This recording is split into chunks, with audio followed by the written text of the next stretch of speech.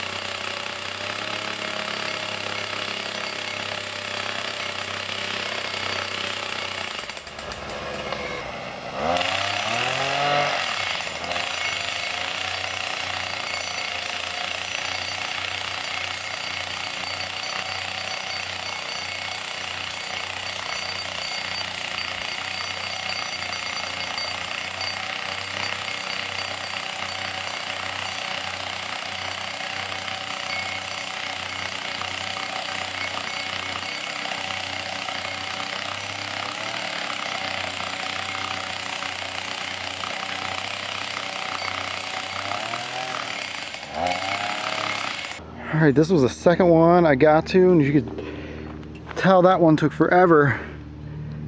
And I didn't even get the ears all the way down. It was going, but I might come back to this one. This hit rock, but it made it through. That one was probably going through some rocks and tree roots. Did fine.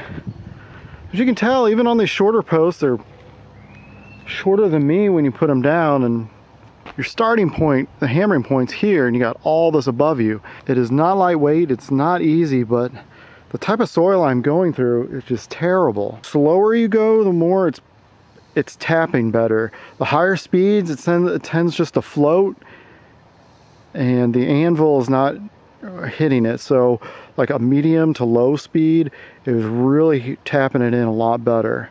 If you have soft, easy ground, good topsoil, I think this is useless unless you're doing deer fencing, which is really tall and you have to go a little bit deeper.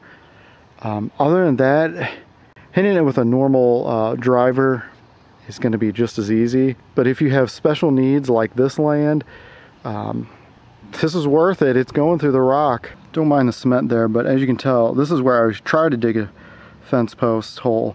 You can see all this rock. And every once in a while you'll hit into a big boulder and it's a bunch of flat pieces.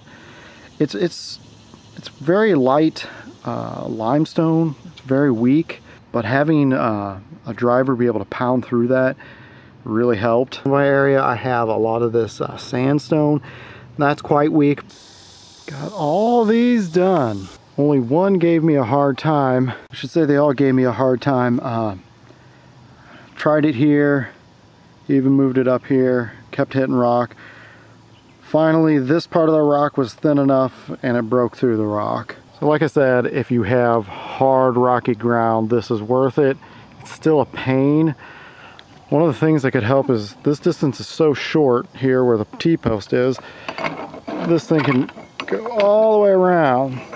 So if it had a tighter pipe or a collet in there, it's a little longer, that would help. Got one I got to straighten out here, but if it wasn't for this thing, excuse you, I'm trying to do a video. If it wasn't for this, I wouldn't have gotten this done today, or in the time I did. It was still a pain. Getting through this rocky, hard clay, it was necessary. Even my skid steer wouldn't have the downforce to push it through. Need something to drive through it.